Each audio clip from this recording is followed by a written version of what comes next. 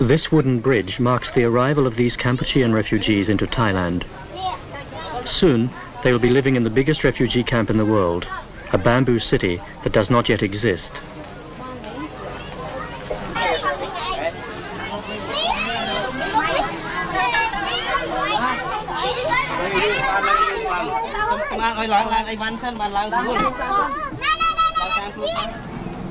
Less than an hour away by bus, Khao Dang camp offers a temporary refuge from the continuing conflict along the Kampuchean border.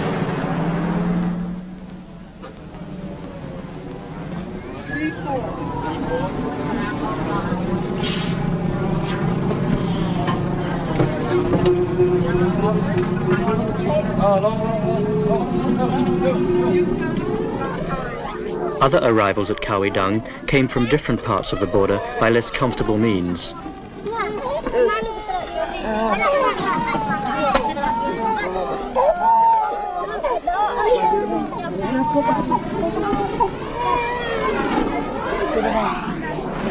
On arrival, every man, woman and child was given a brief medical inspection by a team of doctors and nurses from the International Red Cross.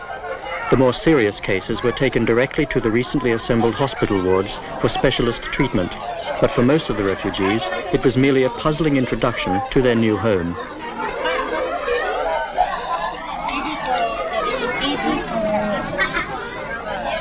Six.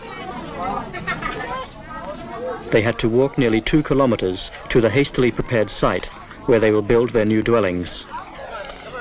Come in. Why don't you all move over this way? Come with me. No, I'll continue. Yeah, I know, but let's the whole group is 3 away.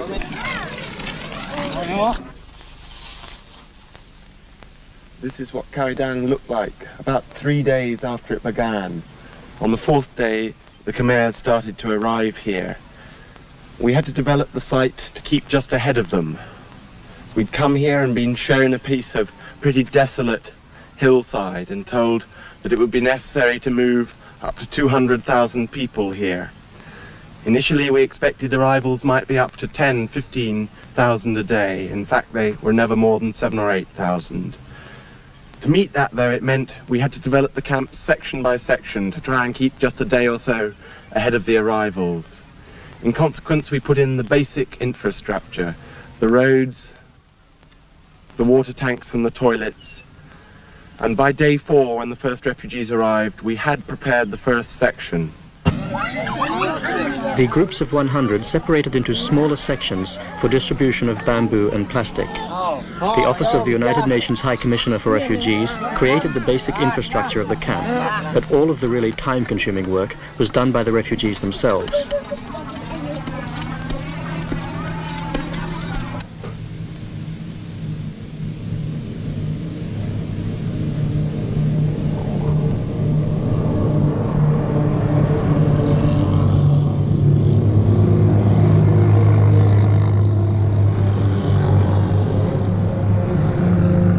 Convoys of food and construction materials from miles away became commonplace along Thailand's eastern border. Hundreds of tons, sometimes thousands, were shifted along a road system that was designed for a fraction of that amount.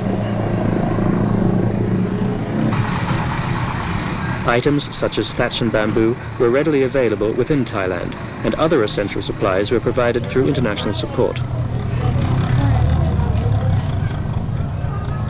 One fortunate development was that Thailand is one of the world's leading rice exporters, so all of the grain provided at Khao Dang could be purchased by the United Nations within the country.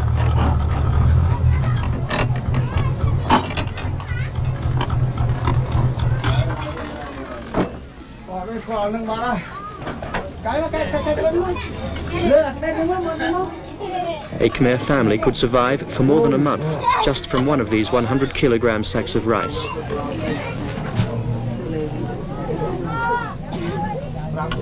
The refugees received all of their essential rations and cooking utensils from the UNHCR: rice, dried fish, cooking oil, and some fresh meat and vegetables.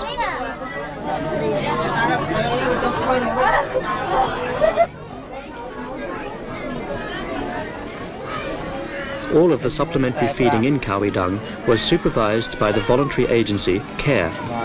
More than 20,000 people in the camp received hot meals twice a day. and after 2 months of this extra diet, the health improvements amongst the refugees were quite visible.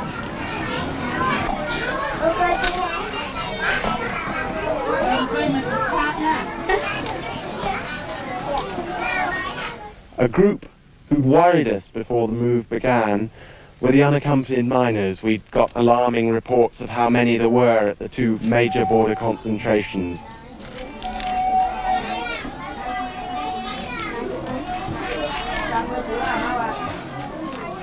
There were more than 1,000 unaccompanied children in the camp. A special effort was made to register each one and take down all of their particulars and what they could recall of their previous lives. A tracing program enabled officials to reunite some of the children with parents and relatives, but for others, no such happy ending was possible.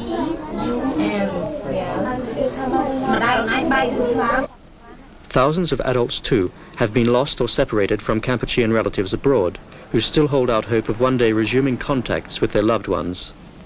Such is their anxiety that rewards are frequently offered for any information about lost family members.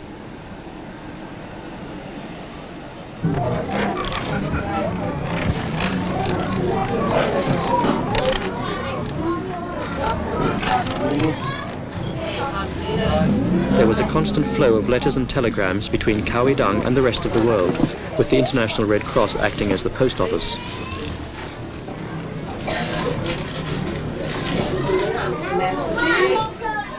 One of the first problems a camp like this faces is the medical needs. A lot of sick people arrived at the start of the life of this camp. We were far enough into the Kampuchean crisis at that point that a lot of doctors had come from Europe and from America, and there was also a big contingent of people from the Thai Red Cross. There have been a few minor outbursts of sickness. We've lost a few people through measles because we didn't have enough measles vaccine to start with to inject all the young children. There have been a few cases of meningitis. Again, we've managed to stop that spreading, but always in crowded conditions like this, you live with the possibility of a major outbreak of some contagious disease. The improved diet and attention from hundreds of doctors and nurses transformed the people's lives in a matter of weeks. There were always more births and deaths, and within a short period, the death rate fell to only 2 or 3 a day. There was now a positive climate where previously there had been anxiety and uncertainty. Kampuchean artists and teachers were responsible for devising a complete range of textbooks for the tens of thousands of children in the camp, most of whom had not attended regular classes for at least 5 years. More than 300 primary and secondary school teachers formed the backbone of the educational system in the camp.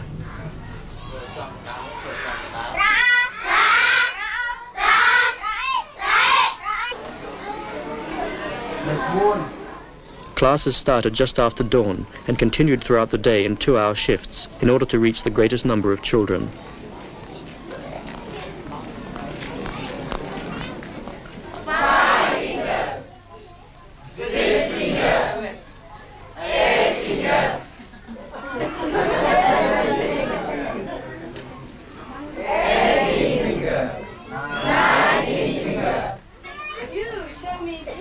Not only the children are willing pupils. In their spare time between classes, the Kampuchean teachers reverse roles and become English language students. Show me your ears.